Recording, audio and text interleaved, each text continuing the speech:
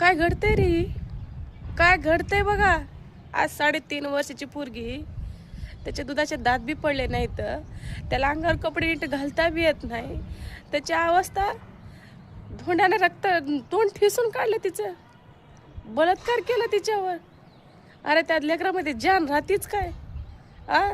त्या नासक्याला, त्या भाड्याला ना फाशी नाही, भर चौकामध्ये राखेल टाकून जाळलं पाहिजे. त्याच्या अंगाला जेव्हा चटके पळते तेव्हा क्षणाक्षणाला त्याला ध्यान येईल. आणि इथून पण होणारे बी त्यांनाही कळल. माय बाप सरकार उघडा. मुलगी जन्माला नाही इतकं पाप झालंय का? अरे मुलगी आहे तर सारी दुनिया आहे, नाही तर काही नाही.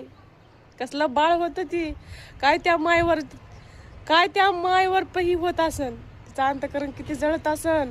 त्या भाड्याने त्याला त्याच्या तोंडावर मुसर फुटला नाही, त्यांना असलं घाण काम केलंय.